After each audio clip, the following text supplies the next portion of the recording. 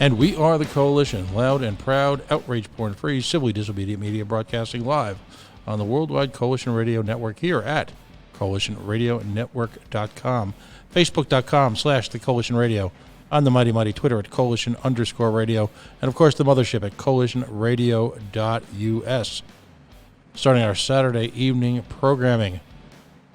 Here we are in La Prave, the Naked City, the city of about 300 or so thousand stories. We're going to tell quite a few of them tonight. We're going to go late. We'll have open lines, 401-205-3738. Folks, if you got a second and you hear this during the night, reach out and like us on Facebook, follow us on the mighty mighty Twitter. And social media is, in fact, the mother's milk, if you will, of all independent media. And I think from our panel that's about to join us, you will find that independent media now rules Rhode Island. I find great humor. There was a post by the hometown paper, if you will, crying out for the support of local journalism.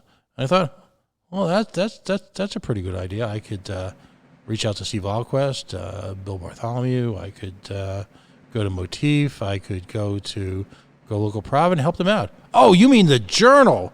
Yeah. As the kids say, not so much.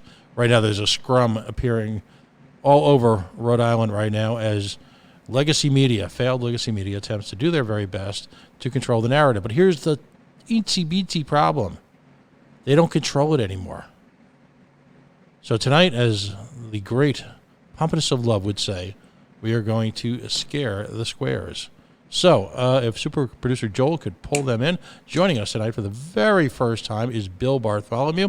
You'll know him. He's filled in WPRO. He is, in fact, a rock and roll legend, and he also has the Bartholomew Town podcast. And we caring is sharing on social media, so we share links, and we're trying to work cooperatively with each other to take our respective niches and explode the truth, if you will. No stranger to this show, and someone who is a repeat offender here, is Dr. Luis Daniel Munoz. Now, you remember back at our Coalition 3.0, he was on a number of times. He was a candidate for governor. He's joined us a few times here so far. And, of course, this is all things COVID. We're not here to engage in outrage porn. This channel is outrage porn free. We're not here to engage in conspiracy theories. We're not here to engage in conspiracy realities. What we're here to have is a conversation about exactly what's happening here in the state. And from all accounts, it's pretty ugly. So I'm first going to go to Dr. Munoz, and I'm going to ask you, and you guys bring me. I've been on the air on and off all day. I did not have a chance to watch this afternoon's little adventure. Gina's Excellent Adventure is what we tend to refer to them here. What was the theme for today's entertainment? Or another way to put it is today's after school special.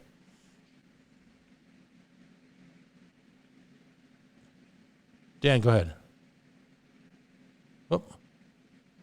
There we go. I got that. Sorry, I was on mute. Thanks again for having us on the show. Just everyone watching, as Pat was mentioning, we're attempting to do a kind of collaboration here, a special, if you will, a round table where, kind of minds can come together and really try to tackle what's going on in Rhode Island from different perspectives, different vantage points, and also I think just with, unique sets of information, right, that we're all kind of piecing together to try to see if we can get some truth out of this.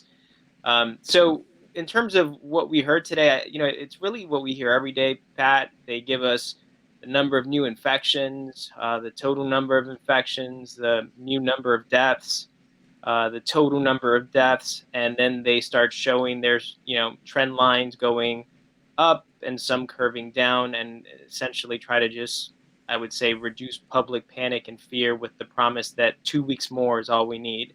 And, I can't really, I don't even want to reference numbers because at this point, the modeling that the administration is conducting, it's unclear as to what the data inputs are, how much error there is in their models, right? And so, I'm happy to talk about any specific, issue that's surrounding that's been drawn from the statistics. One of the big ones yesterday that Bill and I were talking about was the fact that of the confirmed COVID-19 cases, that is confirmed tests, 45% were Latinos.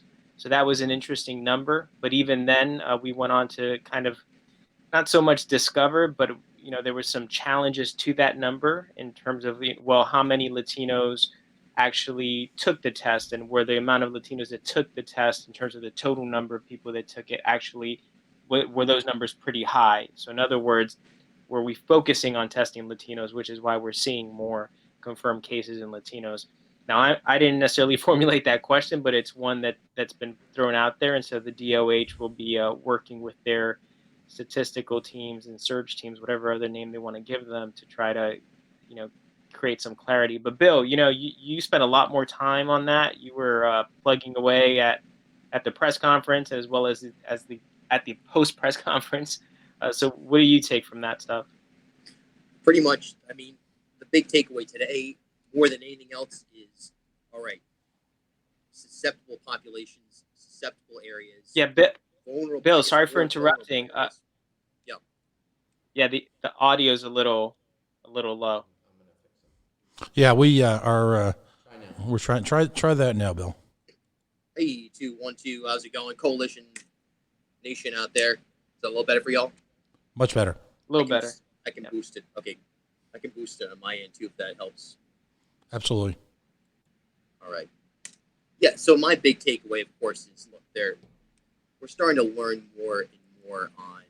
If you think of this COVID-19 experience here in Rhode Island and the information, the critical information, as like a bullseye target in darts, and at the epicenter of that are people on the ground floor, the people inside the health department, the people who have the most complete understanding of what the data inputs are in modeling, what the reality of the situation on the ground is. I think we're getting a little bit further out in that target in terms of the population writ large starting to maybe not understand, but start to question, hey, why are we seeing such an exorbitant number of nursing home deaths? Obviously, these are people who are with comorbidity and with age and the fact they're in congregate settings. Yeah, there's a lot of reasons that are on a surface level worth asking, are pretty obvious, but there are questions, systemic questions that are also being asked.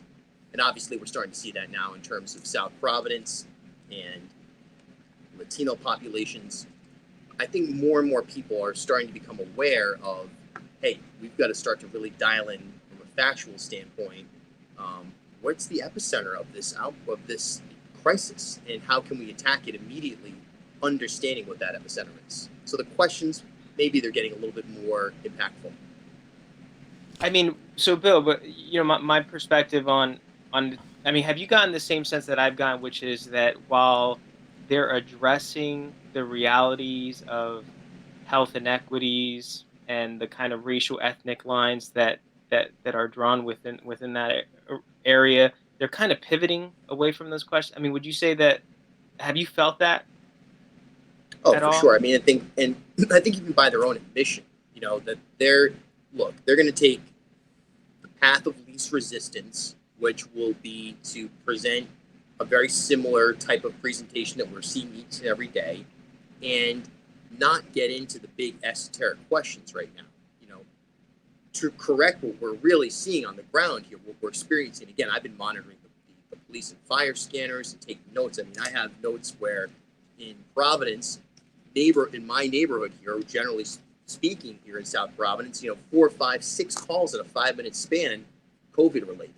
So those numbers, the extreme imbalance of where the impact is not being presented by the administration. Now, why that's the case is because they don't have a full grasp on it truly, or is it because they're trying to, at some level, suppress this?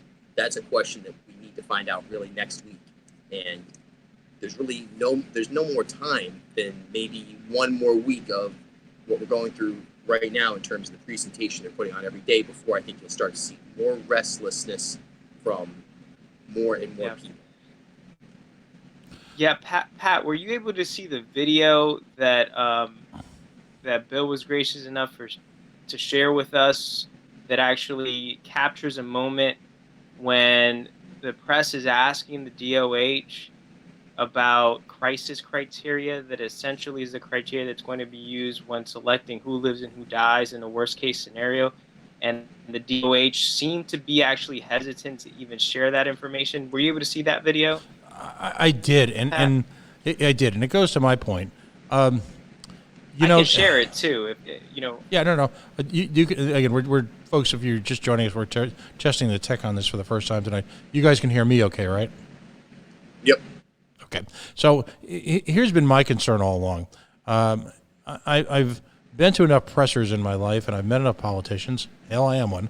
To get the feel when folks up there are doing what I call the empty suit routine. And I'm not accusing anyone of anything, but ultimately we've got is a group of people who are extremely effective public relations professionals standing before a body, making a presentation, controlling the narrative, controlling the flow of questions, and as such, are putting a very good face on it. It's very, very professional. I'm sure at some point in some class in the future when they analyze, how folks react to emergency, this is textbook what they're doing.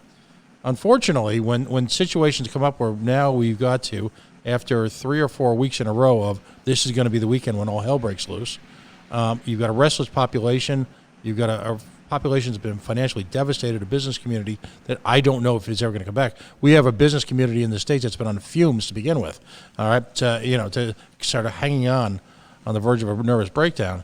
And so now when the life and death issues actually start getting presented and the media starts to finally, at some even superficial level, raise their hackles, and I'm I'm probably giving them too much credit. You've got I don't know. I think it's who's the man behind the curtain at this point. I'm not convinced that the reaction in substance is anywhere near the reaction in presentation. It's appalling. And to your point about, Well, I mean, go ahead. I'm sorry. No, please continue. Well, and to your point about, where is the first facility built? All right. An outdoor facility built in the burbs. That shows a complete, if you will, complete removal from reality as to how this is going to go, which is stunning because we have the example of New York City now before us. We are nothing if not, as a state, a kind of a microcosm of New York City and Long Island. In the same type of population, it's a minority majority community, all right, living in close confines in an older city with a lot of folks who are who have always faced income challenges, and there have always been the healthcare challenges. So why? And this is, I'll let you guys talk. Thanks for the soapbox here. But here's why I'm so offended by this. All right, as a state, we spend an enormous amount of money on public health, and prior health administrators, and we all understand that all of our leaders are heroes. And how many times do I have to listen to the head of Health and Human Services, the head of the health department, talk about what a wonderful leadership example she's setting? I mean, it's almost Trump-esque in the way that the people at these press conferences have to play up to Queen Jenner. But it's the notion that at this point in time, where we are, relative to the scope, the dimensions, the location, the economic makeup, the racial makeup of the true brewing tragedy, and it's offensive. Anyway, I'm done now. So I'll take a breath. I mean, I hear you, Pat. Look, I think a lot of people need to wake up to the fact that this virus is a real threat. And when if for all the Facebook epidemiologists out there, right, Bill? I mean, it's just the amount of experts on social media now that have doctoral degrees out of nowhere. It's really interesting. But if they really want to earn those degrees, I think it's important for them to recognize that, they cannot, applaud this administration without also being very, scrutinizing it for not addressing this crisis in an appropriate way. And what I mean by that is, you're right, Pat. New York City is a model, just as much as Italy is a model of what not to do for the world. New York City is for us a model of how to prepare for the worst case scenario in this crisis, and what to possibly do in terms of programmatic and infrastructural changes to reduce the likelihood that could happen. And the thing that makes Rhode Island great, right, is food, culture, but it's the proximity of food. It's the proximity of music when you want to hear it, of changing the downtown city environment to the Narragansett Beach environment. But that proximity that makes us strong is one that's predisposing us to significant risk. And by not addressing, I think the administration has been pivoting on the racial, ethnic, health equity questions. But unfortunately, by pivoting from those questions, they're also delaying the necessary changes that need to happen in the urban core. And we're looking at a disease that will resurge, right? I mean, we may escape Mhm. a surge today, and that's my hope that we do.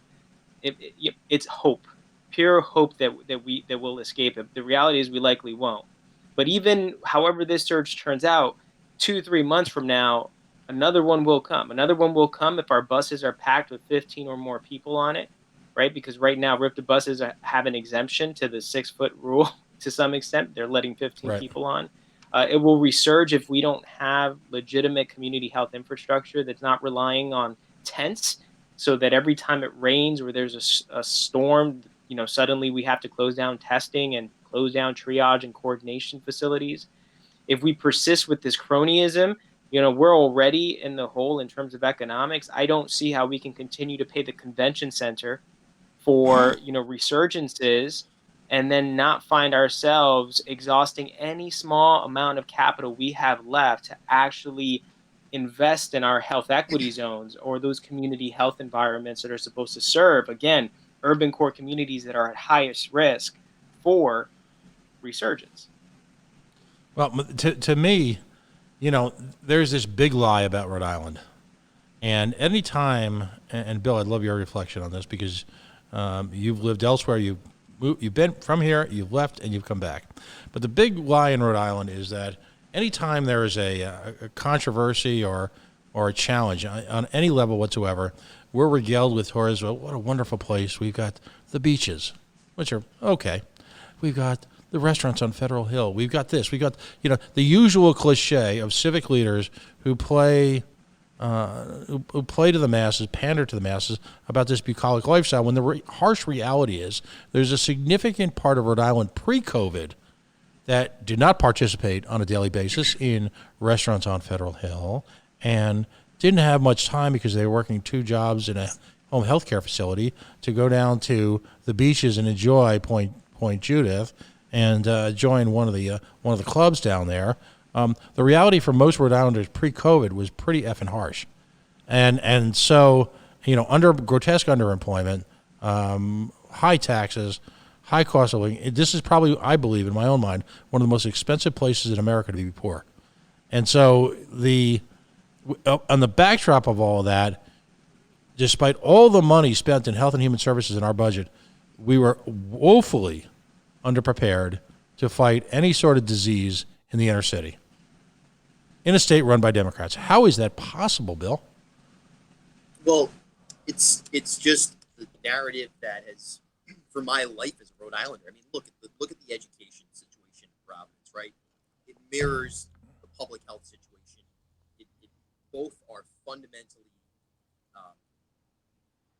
just the antithesis of justice when you consider just down the road, East Greenwich, whatever it may be.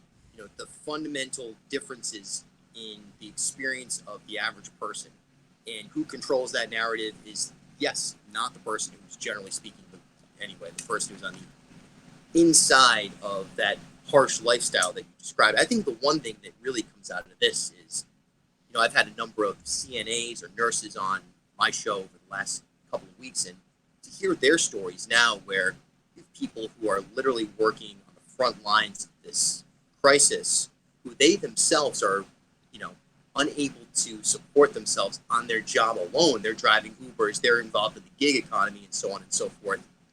That right there exposes a fundamental flaw in our system from a healthcare standpoint and from a compensation standpoint, by and large. And again, there should be, there will.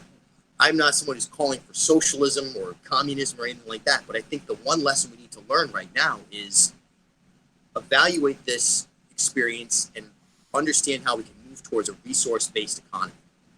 Yes, we have the ocean, we have these entertainment facilities, but how can everyone reap the benefits from those resources?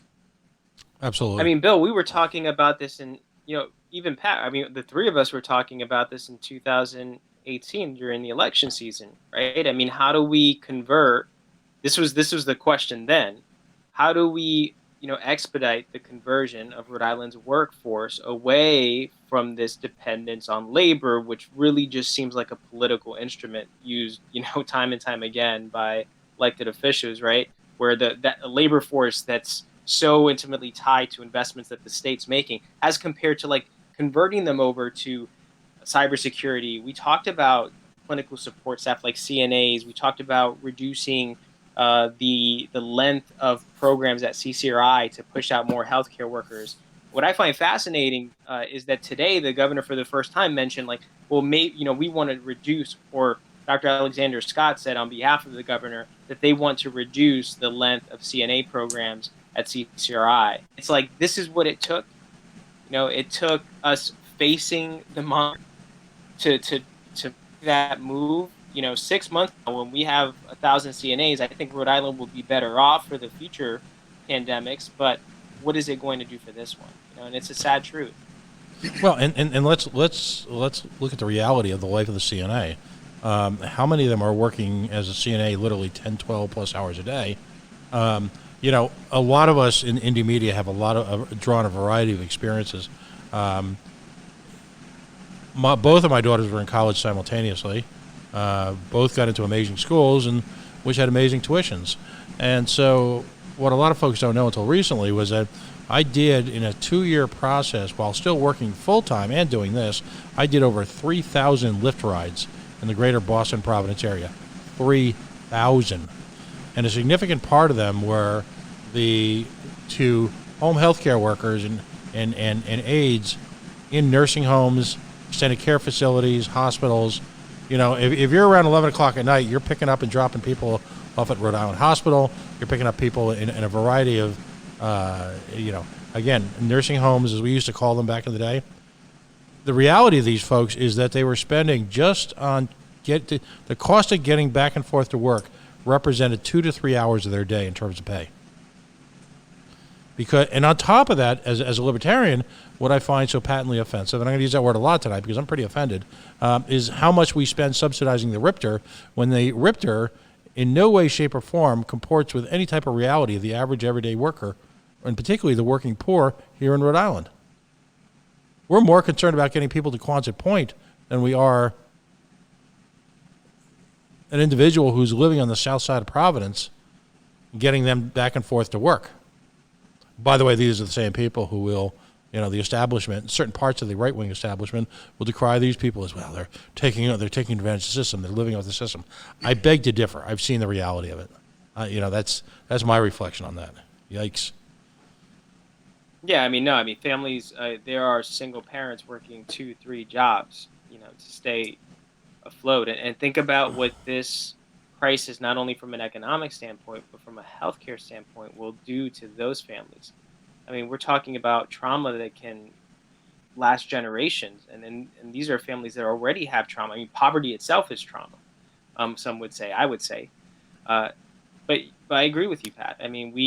This is not about Republican, Democrat, right, left wing. This is, I believe. This is about what America stands for, our value system.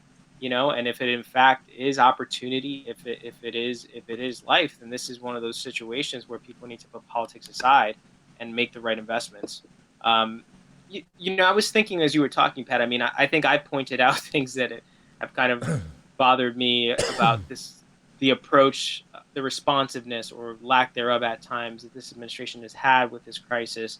And look, we're seeing it across different states, but I think just because we're seeing it across different states doesn't mean we shouldn't be critical, right, of something that's not happening the right way. And you've mentioned some concerns. Bill, out of all the things that you've heard, out of all the things that you've been hitting on, is there one that really kind of gets under your skin where it kind of keeps you up at night?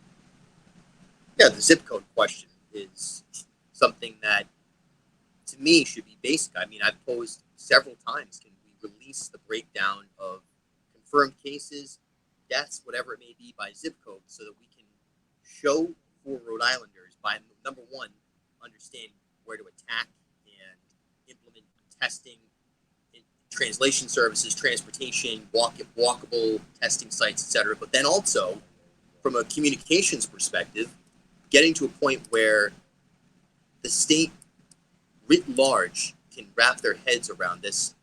I still see people. I saw someone today on Facebook, a prominent voice in Rhode Island politics, that suggested, well, hey, thanks a lot, Alorza and Raimondo, for creating a sanctuary state and burdening the state with the amount of cases that we have.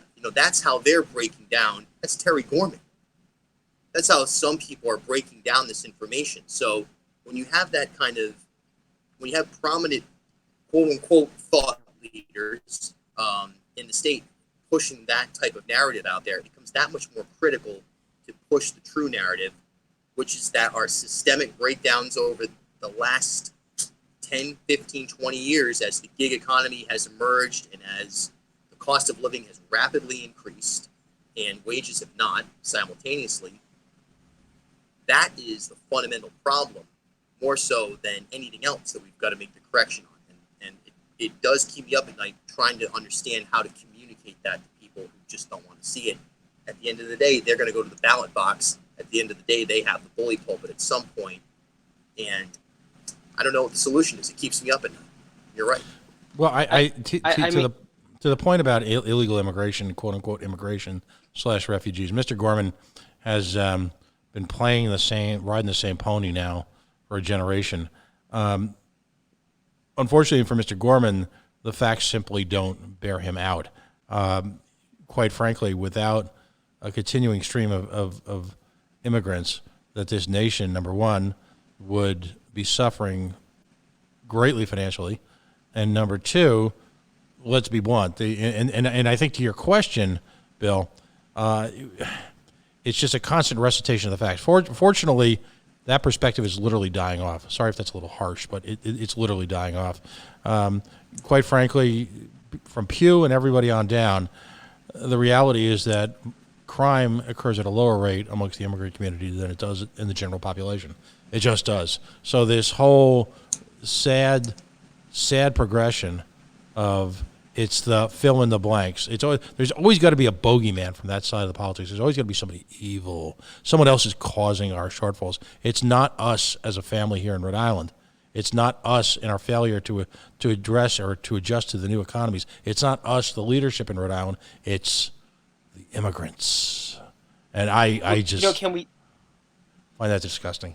Well, yeah, I mean, but there's that side. But can we also talk about the subtle bigotry, right? I mean, and when I say subtle bigotry, there are factions in Providence. There are the life is well factions and the life is a struggle factions. And we started to hear, Bill, a couple of weeks ago, people saying the parks are closing because of the bad apples. And I was hearing bad apples, and it's like, who are the bad apples? And what does that mean? Because I really feel like the inference was that the bad apples were the people on the South Side, right? And Bill, you put some work into showing that wasn't the case, right? People on the South Side weren't the ones running around almost crashing into people without masks. They weren't the ones that were not following the 6-foot rule. I mean, they may have been misinformed. They could be on social media commenting just like any other population. But, when you were on the ground, you were seeing something very different. And so I think it is important that I would say, when I say subtle bigotry, it's even people that vote blue that are out there blaming the vulnerable communities within Providence that struggle with poverty and struggle with a number of other issues. And that's been the most that's another disheartening thing about the crisis, right? That it's really bringing up these things that we knew existed, but you don't necessarily want it to be in your face. Well, I think one of the great misnomers is the notion that bigotry only exists in people who are right of center.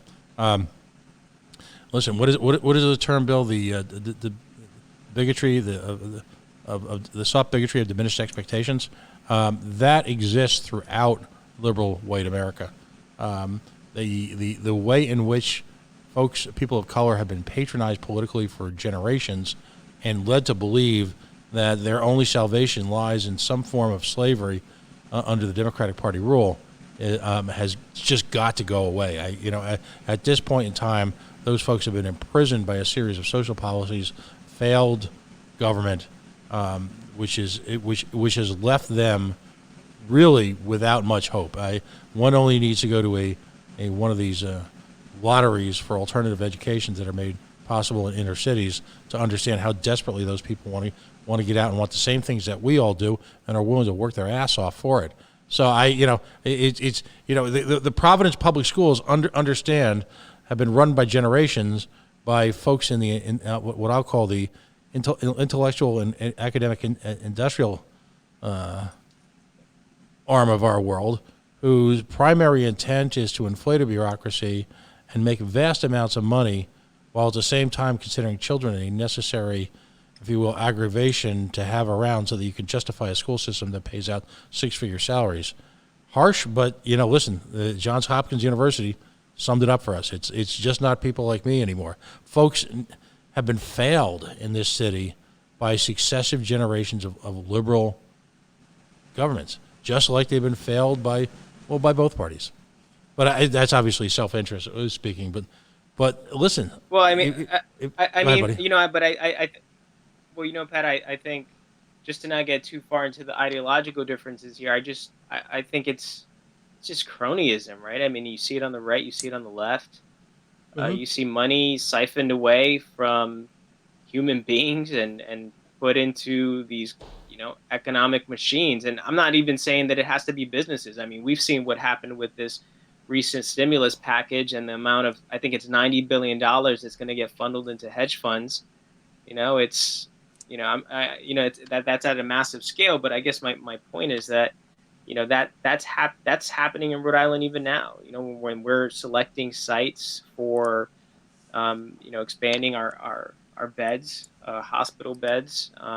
Why are we paying $300,000 in a facility to set up, beds with oxygen tanks next to them when we have Memorial Hospital that has it's much better equipped internally? I'm not saying that it wouldn't cost something, but it would seem that for the investment, you would get more for a return. So a smarter business decision might be to try to negotiate the rates below what you would be paying the convention center. But then again, the convention center gets what?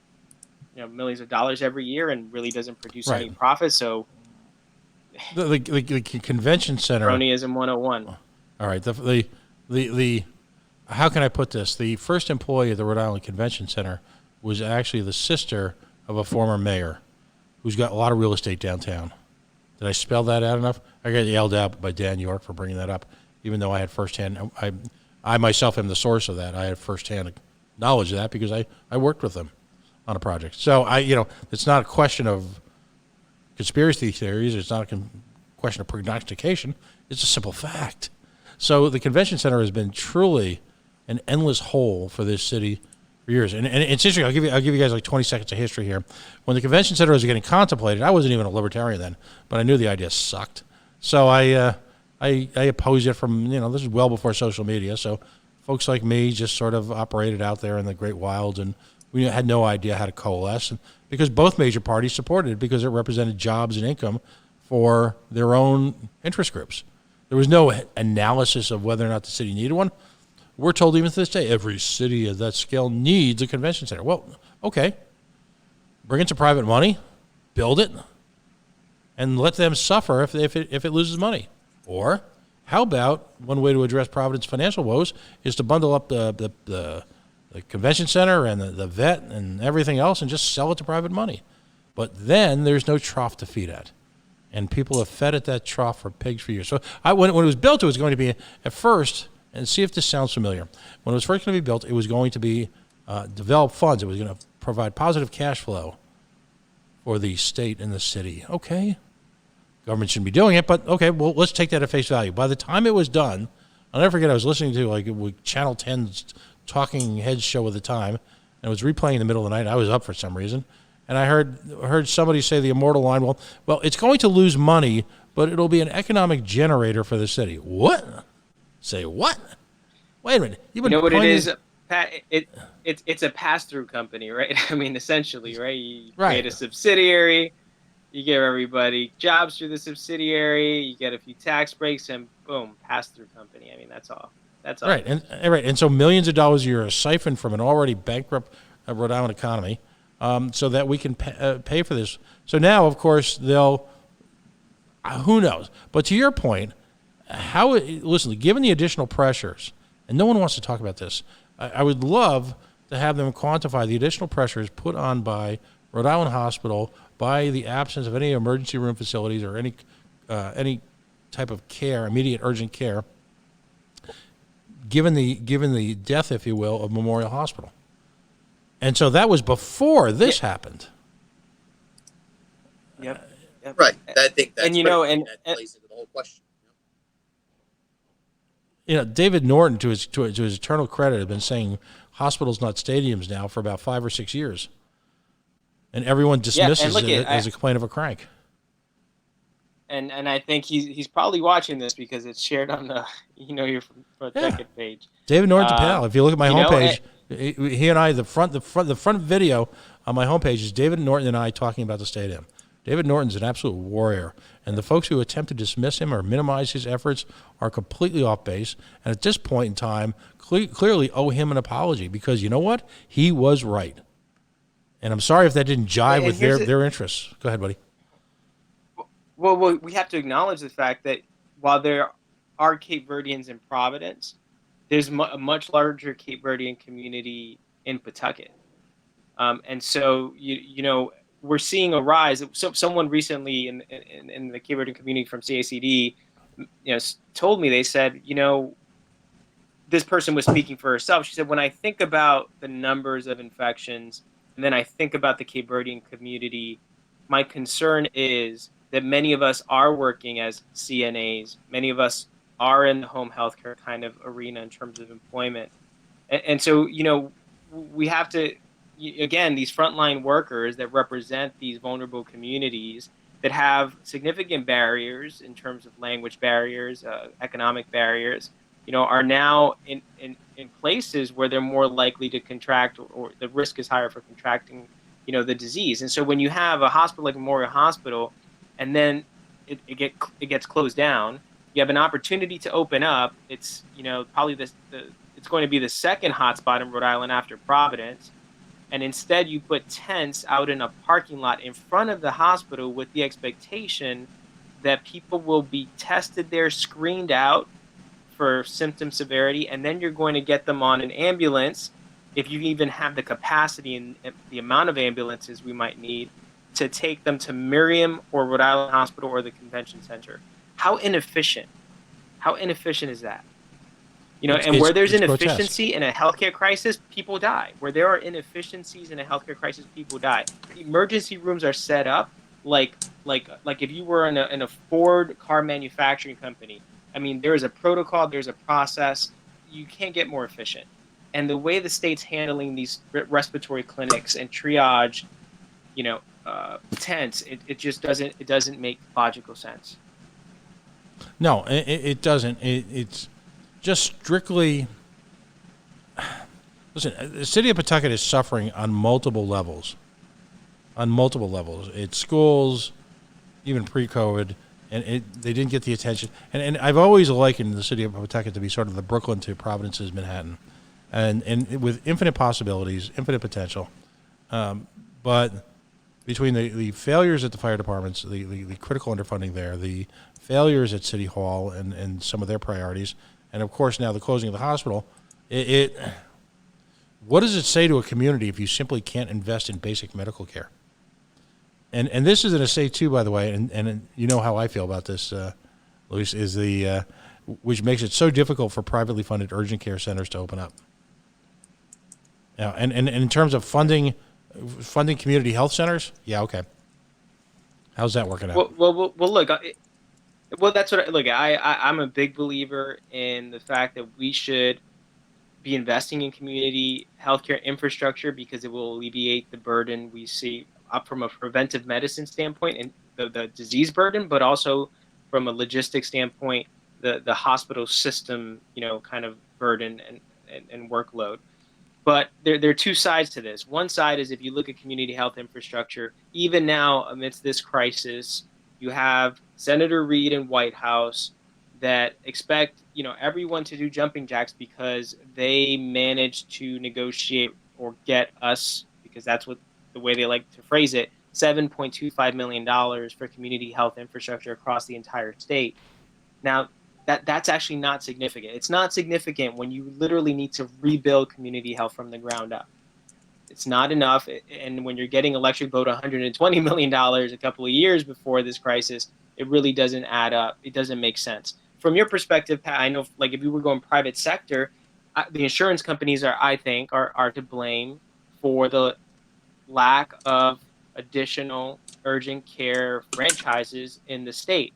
If they're not reimbursing these urgent care centers at comparable rates to what they would reimburse an emergency room, then no private urgent care center franchise is going to come here. No, even if they've done their best to develop a business model that will provide cheaper options for health consumers, for us. Right. Both sides, public and private solutions, for some reason haven't found a path to success here in the state. And so here we are in this crisis, having to innovate with an administration that doesn't really seem to be receptive to ideas outside of its own. Mm-hmm. Look, Memorial Hospital opened up in 1894, 1896, something like that, right? It was there on a community level, the way that the church was, the bread maker, the candlestick maker. The identity of communities as a whole has shifted so much and so quickly that it's almost like the rug has been pulled out on fundamental institutions that are apolitical by nature, or should be. That should be a blend of whatever is left of a public and private sector, in new ideas, but also just fundamental ideas to what would you expect to find, I guess, if you were starting from scratch? What would it look like? We've been there from an infrastructure standpoint. We outgrew it, and we just didn't maintain or innovate fast enough, and now we find ourselves in a situation like this, where, exactly as you described, massive inefficiency in Pawtucket, where in the late 1800s, obviously with a much lesser population, that facility was there, and it served that primary care purpose, it served that triage purpose, and it was there for crisis moments. And the fact that not just with Memorial Hospital, but when you think about the amount of people that don't have a doctor, primary care physician in this state, that they could just pick up the phone and make a call, and they're going to be stuck on that, whatever it is, 211-811 COVID hotline for 4.5 hours trying to get through to somebody. That just shows you the type of breakdown that's most concerning to me at this point, where the rug has been pulled out from community identification and the opportunity for those communities to have a fair shake in just the most fundamental and basic ways that many people in Rhode Island take for granted. No, you're absolutely right. I mean, look at Pawtucket.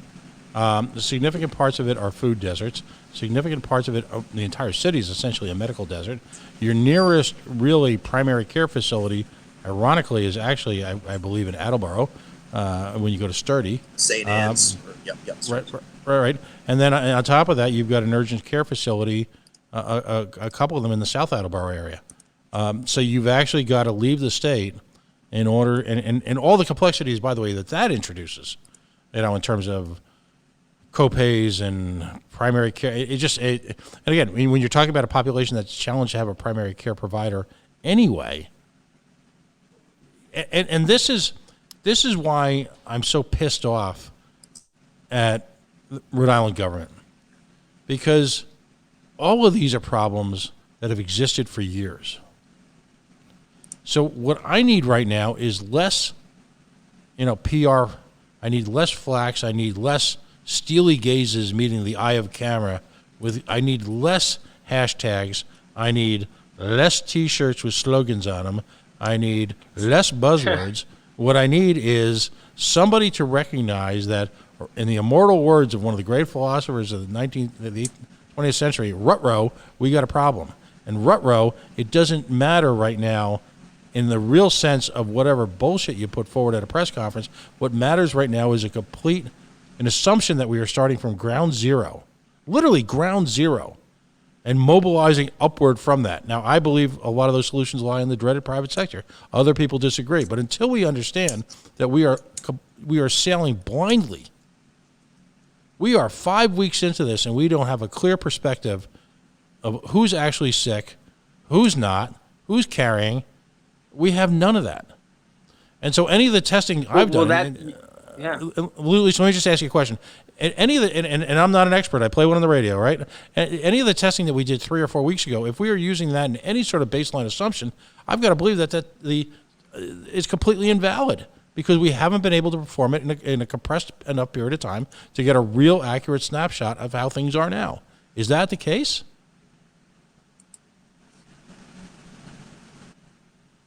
Yeah, I mean,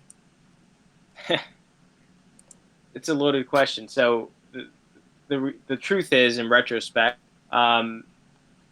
if the governor and her team of epidemiologists and supply chain experts and everyone that's in one of her 10 teams, of which only 4 were named, if they were really sitting around a table and thinking about this 2 months ago, 6 weeks ago, 4 weeks ago even, I think it would have been very clear from a supply chain perspective that there would have been a limitation in test kits or reagents, because at that point 4 weeks ago, it was really too late to expedite the delivery of any of those things.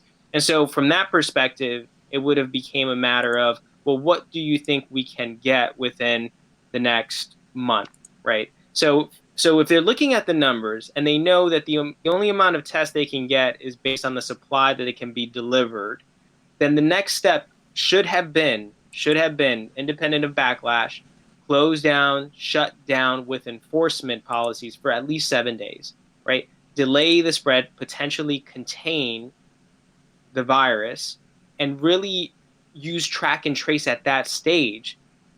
That was the stage where track and trace would have been like instrumental in containment, but the shutdown would have at least reduced the likelihood of spread. And today we would have found ourselves still needing of test, but not with kind of a path that's already 2 steps into the surge, right? Or getting closer to the surge of cases. So that's what we should have done. Right now, I don't. All I see is pivoting or displaced accountability. Oh, the federal government is like, governors have all the power in the world to shut open the economy, but now it's the federal government that's to blame because the Abbott test needs kits. Even that's pretty contradictory, seeing that we have nasopharyngeal tests as well, and that they can't stop you from buying swabs. So right now, I truly believe that this administration does not want to admit that they do not have a grasp on what's going on, and political optics are interfering with the need for extraordinary public health measures. That's really all that's going on now, because there's no reason that we should not be shutting the state down for a few days to readjust, reassess, and figure out how best to, as Bill says, target this thing and stop it or slow it.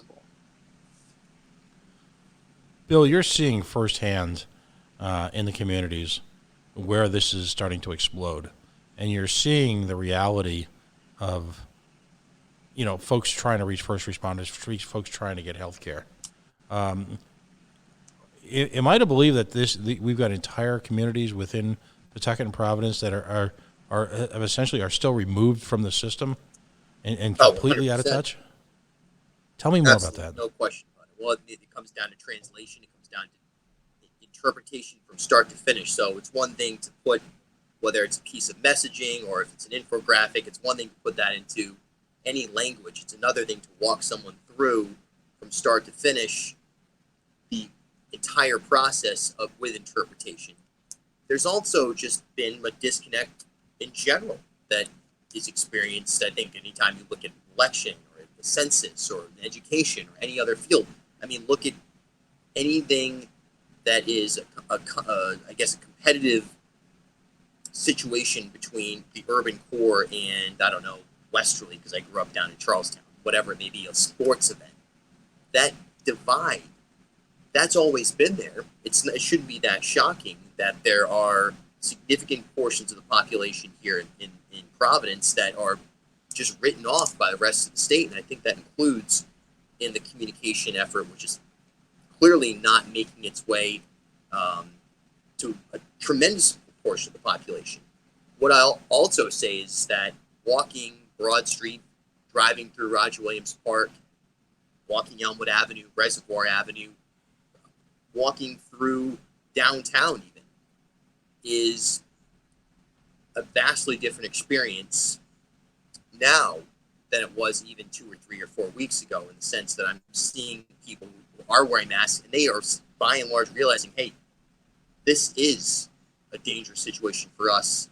There aren't really anyone there. You don't see people protesting outside of the State House or calling this a hoax in South Providence. And as Dr. Munoz referenced, the bad apples that I could tell were people more so of privilege who have almost nothing to worry about statistically, quote unquote, at this point, other than being a carrier. So that message is, to me, the critical piece of this puzzle that needs to be shared by the administration. Again, look, there's a National Guard operation, there's a FEMA operation happening behind. I don't know if we're at HEPCON Charlie or HEPCON Delta, and that's the military classification of the situation, much like DEFCON, where there are different levels that we will get to, and if we get to a certain level where we have severe, sustained community spread, then you might start to see border closures. And I don't know how all that plays into the governor's decision-making, so on and so forth. I know I have sources inside that, but I've had people who have said that, I'm on standby to close down the roads, whether they work for the Department of Transportation here in Rhode Island. I've been instructed, here's what happens if we get to that next level. I'll get the call 3 o'clock in the morning, go park a salt truck in front of, block off 195 West. We may not be there because of a bureaucracy that's been built that can't keep up with the situation on the ground. And it's almost like the population on the ground realizes the significance of the danger more so than the system that was built to protect them. Do folks in those communities, let me just tell me a quick question for Bill. Do folks in those communities understand that the cavalry ain't coming? Do they sense that? I would say it's tough to tell, but you have to think that there is still some hope, but it's not it is not an equal amount. The cavalry is definitely they're well aware that there needs to be another step in this puzzle before anything, but in terms of connecting dots before there's going to be any significant change. But look what's going on. I mean, I just need to add something. I mean, Bill, we were talking to community leaders the other day. I mean, community leaders, Pat. I mean, in the Latino community, right, Caribbean community,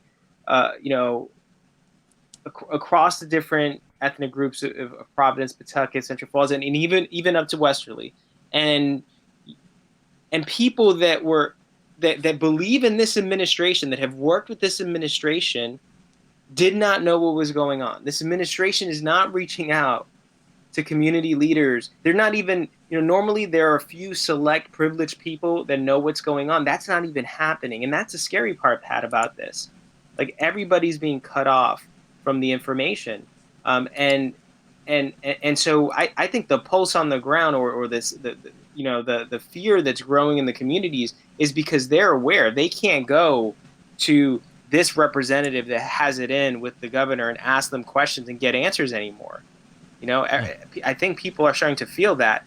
And, I really was hoping that, I'd like to try, Pat, to share my screen and to share the video that Bill was gracious enough to share with the reply that the DOH was giving when asked about whether they would share the crisis criteria, which would be used to select, pretty much who lives and dies if this thing were to go south. Do you think we can try to play that just to give everyone a sense of the tone of that conversation? Yeah, let's do that. So super producer Joel is right on it. All right, so I'm gonna go ahead and share my screen. Do you see that? Yep, absolutely.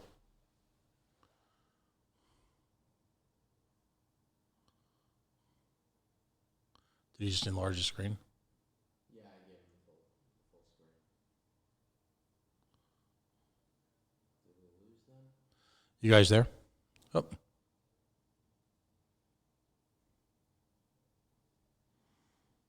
don't see him anymore. I think we might have lost both of them. Yeah, Lewis dropped off. Dr. Lewis dropped off. His connection crashed. is Bill still there? Bill looks like he might have dropped off as well.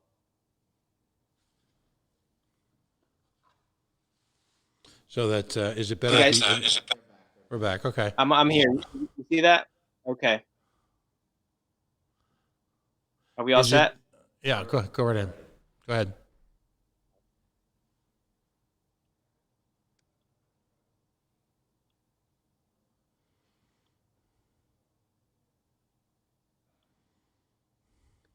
Okay.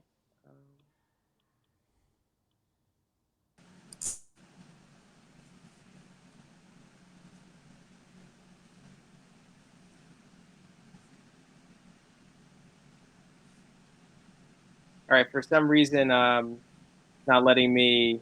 Can we bring it Actually up in play. from our perspective? Yeah, that would be great. It's on.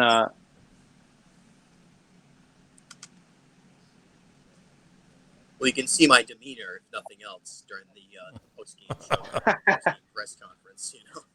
I would be that. Have you ever seen? Yeah, let me try. Back to crisis standards. It doesn't like that. Yeah, I think we lose Luis when it doesn't. If we get that video, can we upload it and ran it like we ran the yoga video? I'd have to download it and import it. So They're public. chatting. They are not public as of yet. We are working with the hospital, and that guidance is being given to them. And we want to make sure that we have high standard consistency across the hospital. They had already been working together on being able to have crisis standards of care document. We have also shared with them comparative documents from Washington, from Massachusetts, some of the other states, and are pleased with the requirements that we've given them in the guidance, that they are not far from at all, and are making sure that every hospital has that included in their document. Once we have approved that and finalized, we will be able to share what overall components are of the document specifically across the state. So you're not going to make public what you announced today, which was a guideline issue having to do with crisis standards of care. Am I hearing that correctly? Right. The guidance that we've issued has been to each of the hospitals. We've received what they first started with, have reviewed that, compared it against what we want our standard to be as a state, and have provided the guidance back to them about what final elements they need to include within that. Why would you not make that? I'm sorry, Dr. Alexander Scott, I was going to ask essentially the same question. What's the rationale for not making that public? And even more seriously, if you don't make that public initially or properly and procedurally, they're going to leak. And if they leak, it's going to come out in little pieces, and that may be even worse. This is Michael Billa from Motif. That's understood. Yep, we wanted to continue the good work with the hospital that has been done. We can certainly share the elements that we have given them to make sure it's included within their document, so that you have a sense, as well as the other state versions that it was compared against. Are you saying this will be public then? Yeah, are you saying this will be public? We can certainly share that. Today?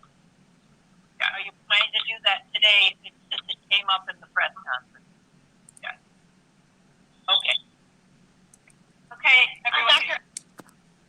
Okay, so yeah, my hope was just really to get the tone right. I mean, if you kind of listen to that, you can see that the administration of the DOH really this had made this determination that no public transparency was necessary with the criteria that was literally going to or may be used to select, those that live and those that die. And it's understandable that those criteria do exist in crises, at least theoretically. They've been developed to have that function. But for the press to need to almost threaten the potential, scenario of documents leaking and how the repercussions that might cause before the administration says that yes, they'll share it. I mean, that's concerning to me because we're talking not only about this criteria, but even the selection criteria for testing. Who are we sending to test? When our demand for test exceeds our capacity, how's that criteria going to change? And who are we going to be pushing away, or turning away? That 3-minute conversation for me is a red flag and one that we should really pay attention to. Pay attention to, that is. Yeah, I have this mental image almost, and it's terrifying, because it's in a sense I'm drawing an analogy. But let's just say you've got a section of Pawtucket, Darlington.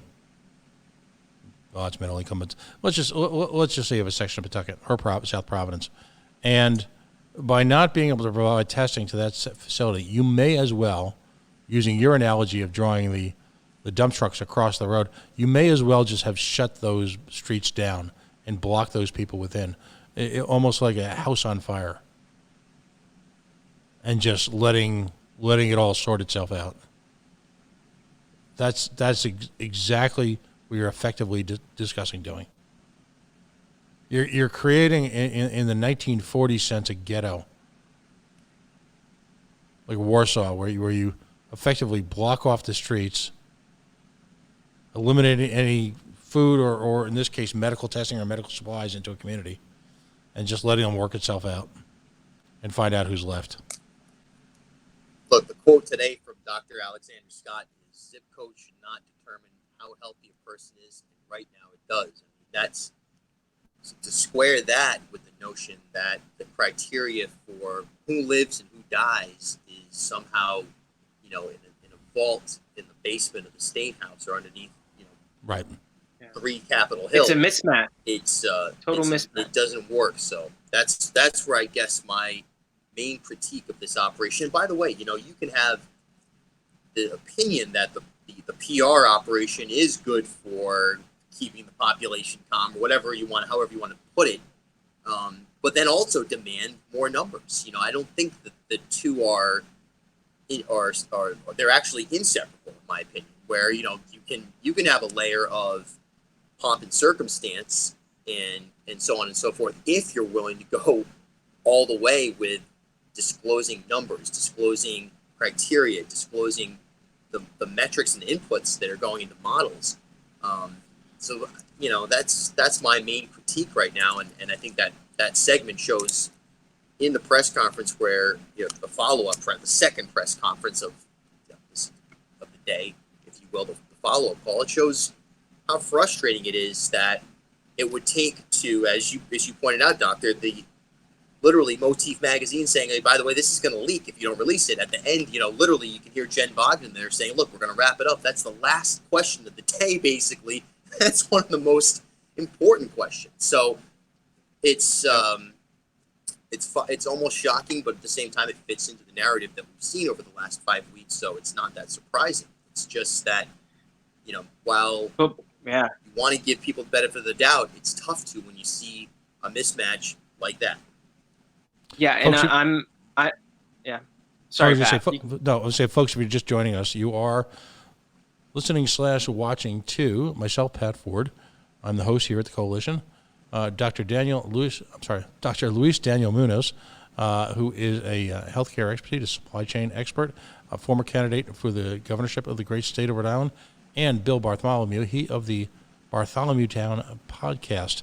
We're talking about 3 different indie media guys trying to come up with a real consensus of what's actually happening here in Rhode Island. Not the spoon-fed pablum that you're going to be fed watching a fiery-eyed Gina Raimondo receiving the accolades of their phalanx of press professionals. No, we just want to actually know what's being done about it. What concrete steps are being made to cure it. And clearly the concern here is, I'm going to turn this back to Bill, but clearly the concern here is that you've got hotspots. It's kind of a way of dumbing it down, isn't it? Because we're not talking about hotspots. We're not talking about a fire per se, although it is a fire. We're talking about communities with families, loved ones, businesses, the real fabric of our state, falling prey, if you will, to a disease based in part on the closeness of how that community lives, in part because of nutritional and if you will, economic disadvantages, in part because of the education or lack of communication into city, which is stunning. By the Bill, we are a minority majority state now. I think that's clear to everyone, and clearly the emerging set of politicians, when they're not from certain liberal organizations, but the emerging political future of this state lies largely in those minority majority communities. What are their attitudes right now? They're obviously aware of the crisis. What are they prepared to do about it? Well, I mean, we see Rep. Anastasia Williams last night ripping people on Twitter, and there are voices out there. That's a great question. We see people like Dr. Pablo Rodriguez using his platform. Again, he's not a politician, but people within the political space, I guess, the quote unquote mainstream political space that are very in touch with these most affected and impacted communities. The question for me, though, is when does somebody just anywhere in Rhode Island, I keep going back to this esoteric point, but when does the vast majority of Rhode Islanders realize this storyline, there's more to it, and if we don't make that major correction, we're going to have an unjust society, and we're going to just have more and more situations like this as we move along. So the turning point, that's really what I'm looking for here. Is, we're not going to probably be able to rebuild the entire, notion of our system of order after this. But when we do get out of it, first of all, immediately we should be implementing the testing, translation, transportation, on the ground, boots on the ground action immediately. That's but separately, beyond this, how can we get the vast majority of people to stop running with conspiracy theories, stop running with outdated or racist or xenophobic perceptions, and instead engage in the reality of the problems that we have here in the state, which are the very things that are manifesting themselves here right now on the fire scanner that I monitor every night here in Providence. Until we can get that dialed in, that inequity, where even if we somehow are able to contain COVID-19 for this season, this outbreak, whatever it is, we'll never be able to get ahead of where we need to be. Well, you brought up a good point, Bill, that as you were mentioning all the things, which I agree with everything you've just stated. But when we talk about like misinformation and even disinformation, that's kind of streaming through the social media airways and media and mainstream media airways, the extreme is the hoax, right? The extreme is 5G and somehow that's correlated with COVID. Like, you got those extremes. But there's even misinformation in terms of those that would like apologize for this administration or say that this administration is doing everything right, or telling their communities that Rhode Island is doing much better than every other state in the U.S. I mean, that is misinformation, borders on disinformation. And I don't know if it's a consequence of the hoax and, the big lies that are out there, that those individuals maybe think that they're doing good by almost validating this administration and holding it, as the governor likes to say, the place for the information, right? Because she says that every time she starts her press conferences. But ultimately, how are we going to present to the public an objective perspective and then create a pathway for the public to feel comfortable in asking those critical questions? Because right now, I think while the community leaders that are connected to this administration may not be receiving information, many of them are still out there applauding the administration for everything it's doing and not challenging. For all respects, I mean, really not challenging. Anastasia Williams, kudos to her. I mean, she has stepped out. But there are also other reps who are going out there and again saying that the governor is just, I mean, doing everything that the other governors couldn't do. And unfortunately, I wish that were the case. I really don't want people to die. I don't want anything bad to happen to families. I wish that were the case, but it's not. Well, that same mantra is coming from the conventional media.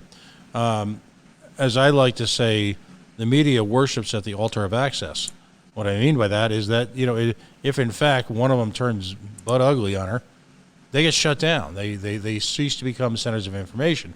And if you're looking at the revenue model, let's be really blunt here.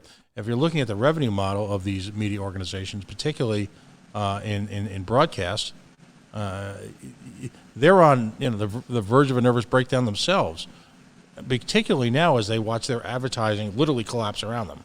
And that's not something I see pleasure in, but I believe what it's done is it provide an effective cover-up for this governor, because the minute you criticize this administration, you're in Siberia, and that is why we desperately need a strong independent media. That's why we're having this conversation tonight, because I don't think they're really being aggressive enough. I mean, where's the knock on the door at night of a variety of civic individuals? Where is the reach out from the mainstream media into the minority majority community? And where is the incorporation of their perspectives? Zero. Yeah, I mean today. Zero. Yeah, Bill. Today, I mean, those were mainstream media that were yelling over people, right? Yeah, I don't think those it's were gotten to the point. Yeah, they weren't the independents. It wasn't you or Motif Magazine. I mean, that was mainstream media yelling over other, like the independent journalists. It was, I just couldn't believe it.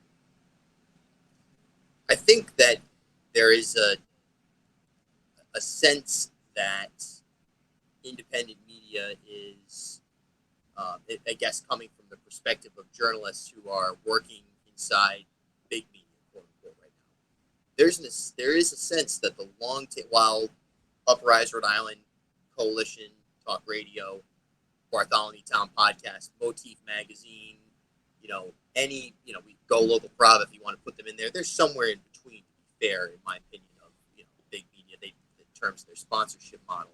But whatever, Newport Buzz, Newport whatever, What's Up New. There is a sense that long tail effect, while I may certainly on my own, I don't have anywhere near the following that even ABC6 does. But collectively, that long tail impact of independent media, that I believe is equal to or outweighs big media now. Living in New York for a decade, I didn't have a television. I couldn't tell you who the CBS affiliate is in New York City. You know what I mean? So it's a generational thing. Again, it's not a knock purely on big media, but I think there is that sense of, look, the long tail effect could and will continue to creep in on us. And as advertising patterns have to change, and it becomes more like craft beer or independent music, or people who select, they buy their food from a particular fishing company. The middleman is taken out. People will select their information more and more like that. Big media knows it. So it's not this struggle of good versus evil. It's just about models. And I think big media knows that independent media can ask the tough questions and also can be more nimble in these times going forward. Right. I mean, it's about influence. Yeah. And to your point, we also don't have these bloated budgets that the like Channel 10 does. Quite frankly, it's just an alternative universe now, and it's been coming for 5 or 6 years. I think there is a lot of bitterness out there because, they look to their side, the left or right, and some of these guys did their years, if you will, going to town halls and writing for local newspapers and, suffering through all that. And There you go. Technology has changed. Right now, the three of us, we potentially got listeners all over the world. 3 independent Yeah, media definitely. guys, and Well, look at because Hummel. yeah, Hummel, and as the original, and look, I should have mentioned him obviously in that group, but the ability to Hummel captivated me, from a creative standpoint. I remember, there was a Hummel report on a railroad running through Charlestown, the proposed change that the FRA made that would have basically wiped out the Carter Preserve, wiped out historic farms, and I discovered Hummel through that particular issue, and it just blew my mind that someone could show up and put on a high quality production with a large scale, I guess, viewership, and not be tainted by any sort of editorializing that is outside of what he as an independent reporter is experiencing, and that unfiltered, to be able to go after the FRA, Senator Reid, whatever it may be, as an individual. No news station, no organization was doing that besides him. So that moment to me is when I realized independent media is probably the most effective way. If Jim Terracani were working today, where would he be? I believe he'd be in the independent media. He'd be a superstar independent media. People like that, the great investigative minds, because they don't fit into the big media model today. no, they don't. And we're allowed so much more flexibility. We don't have entire staff of people telling me where to go. We don't have advertisers per se. We have supporters. It really is a different world. Where do we go from here, guys? I mean, I'd love to do it again. Maybe down as we move forward with the questions and really start to with this type of roundtable. A week from now, have we seen significant increases in the amount of accurate information, quote unquote accurate information, that's being put forth by the Department of Health, by the governor, and assess that? I think that's a new metric to assess on a weekly basis. Like, what have we done? What have we seen? Have you done today, essentially? Right. Well, I'm going to listen. Right. We can. I'm going to say this. I think we should get together more often. We tonight was a great trial run. We've kind of figured out what we can do and what we can't do. I think we need to encourage it. I just don't see. Listen, I was on a popular media format in the state. I was berated on the air for questioning and giving Governor Regina Raimondo a report card. This by an news organization that just a few weeks before that had sought to portray her as sort of the devil incarnate, based on areas surrounding the veterans home and a bunch of other issues. Listen, this is what the three of us live off of. I mean, this is what we do. We love. Yeah, I mean, Pat, I'm remember, open for business all the time. Go ahead, buddy. Well, no, I mean, remember, Bill remembers. I was at a mainstream media's event when I was running for governor, and it was all focused on hyperpolarization in America, and how to reduce it, right? How to reduce the amount of hyperpolarization, political hyperpolarization. And you had the editor of that, journal, pretty much go against everything they had said for about an hour and a half in the presentation. I mean, he essentially said, why should we even give a person we don't think is going to win time? So, this is Rhode Island, and that's, the mindset that we need to kind of break. I think that there's opportunity in our continuing to do this. I think that there are levels to this. From my perspective, there's a science, and I mean the hardcore science, right? Like, how this disease is progressing and whether we're developing the weaponry to defeat it in terms of treatments. I think there's just statistics, which I think statistics in this particular scenario is being used. It's an instrument for public control to some extent, because all these models are just being interpreted in ways that benefit the interpreter. And then there's, I think, community and what's going on in the community. And there's a unique opportunity there where Bill, you, like independent, journalists that are with members of the community, can really kind of capture what's going on and bring it back to all the people that are listening to us. And what I can say is, I've been involved in a group of leaders recently, and Bill has as well. And there's a lot of, people are mobilizing on the ground. And I think over the next few days, and certainly within the next week, there's going to be a lot of movement from communities that are sick of waiting for this administration to act. And we need to be there to report it. It's really right. Absolutely. It's really that simple. And we need one of the things we'll do next time is we're going to open up the phone lines to calls. We'll blast this out a little earlier that we're going to do this. Let's find a rhythm. Let's we each do our own thing, but there's much to be said by having this sort of spirited consensus and this coming together, if you will, because it's again, you can listen all day to the cheerleading sessions, and the sad part is, from my perspective, if you trust completely in what you're being told by the government, and you listen to the cheerleading sessions all day, and the demands that it's time to reopen for business, that's going to get you killed. No question. And that goes for other things too. Make sure this is going to be a significant tick season. You know what I mean? There's no question about it. So this isn't about turning into a prepper and being, right, living, having a bunker with 50 jars of baked beans or whatever it is, but be 3 steps ahead of whatever information you're getting. And, those are fundamental things that are not being addressed in the media right now, by and large, that, look, you don't need to have microbes and you don't need Lyme disease right now, put it that way, on top of all of this. And there's a way to with communicating things in a non-hysteric manner. There's a way to, on little micro issues, just little picking out significant areas that are microcosms of the bigger picture, the bigger challenges we have. Those can be focused on in settings like this, roundtables. I mean, I think of a lively experiment, which Pat, you and I are on that show as well. I'm surprised, Dr. Munoz, you're not on there yet. But, probably because you ran for office pretty recently, But you think about that form, which is not happening right now. I know Jim is trying to get it going. I know they're trying to work on it, but an indie, lively type of environment, which is kind of what's happening right now, a pure indie version of it. That's where you're going to start to break down those issues that can really improve people's lives immediately. Well, I got an idea. Why don't we just call it the independent experiment?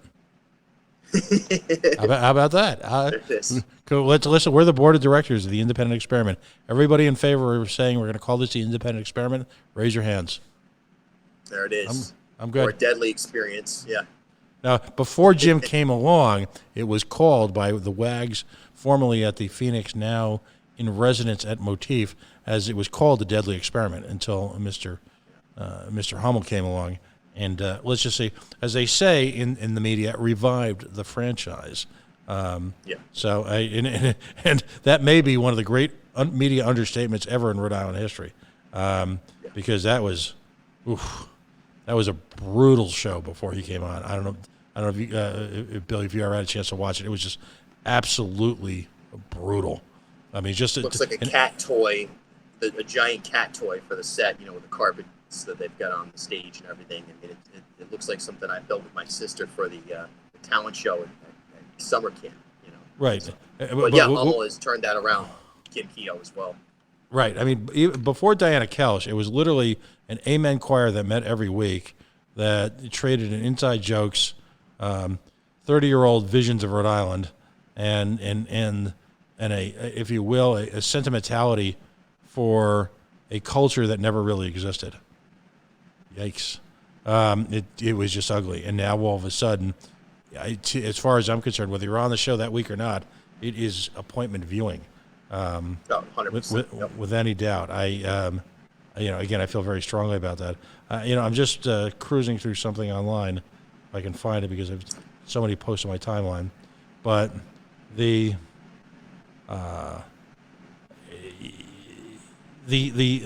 sheer volume of cynicism now that exists because of this constant Just one has to only look at the Raimondo's administration's recommendation for food shopping. Don't go out and buy everything from the market. Well, this is America.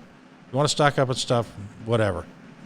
Then all of a sudden, this week's going to be the surge. Nope, next week's going to be. I think we are in our 4th consecutive weekend of this is going to be the surge. There was real thought at one time that the surge was going to correspond with Easter, and yet it hasn't, and yet we know it's deadly. That's the frustration. There are folks like us. I want to make it very clear, if anyone will listen to this later on, that we take this deadly seriously, that we recognize the destruction that this disease can cause. We are fully cognizant of our civil liberties. We are also very aware of the economic destruction this is going to leave. The combination of that does not, however, invalidate our right to register genuine protest with those that would control our lives through the long arm of government. It doesn't. It also, using that severity is also not an opportunity for government to question our rights or our credibility in having this conversation because it's inconvenient. The Constitution exists because of moments in the world history like this. It's exactly here for the here and now. And no one gets to shut us down because it's inconvenient. And that's something I'll fight to the end. So, first of all, I just want to say congratulations to you guys for your efforts. I mean, yeoman-like efforts. None of us have the big contracts, right? You guys are doing this for the love. And maybe as a result of that is why you're getting to the heart of so much information, because you're doing it for the right reason, not for clicks, not to encourage some sort of political direction. You're simply doing it because you love where you live, you have family here, and we all love Rhode Island. And Rhode Island is a difficult mistress, isn't it? You know it. So, I think, are we good for tonight? I think. Yeah, on that note, I was going to say, I think I'm going to have some dinner at last here. Yeah, there you go. So, all right. So I'm going to call. You guys don't have to. If you ever saw the movie Clueless, where the one plastic that was another movie, but where the one tries to introduce the word felch. I don't know. Maybe the independent experiment will become the felch of the current. Maybe it won't get picked up. Maybe I won't have my own buzzword. But that's what I'm going to call it for right now. So I welcome you both in joining me with in collaborative effort to create the first independent experiment. Bill, where can folks find your podcast and where they can find RIPodcast.com is where you'll find the podcast, or search for Bartholomew Town on any social media platform. You'll find daily digital reporting, live streams, all kinds of stuff. Great stuff.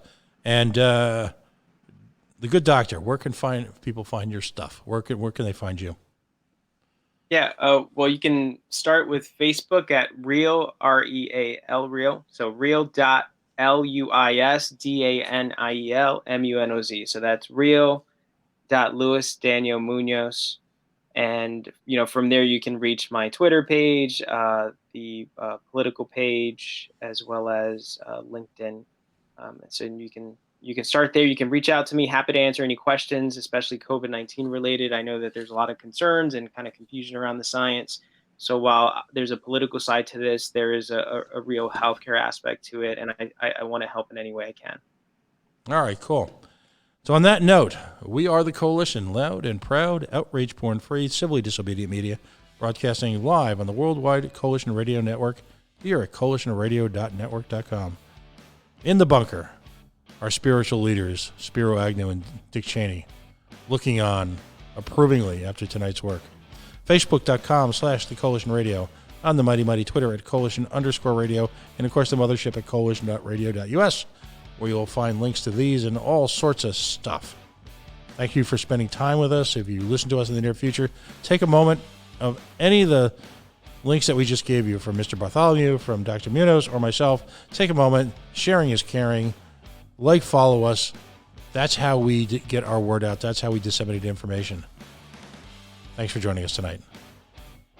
We'll be back on tomorrow. Have a wonderful evening.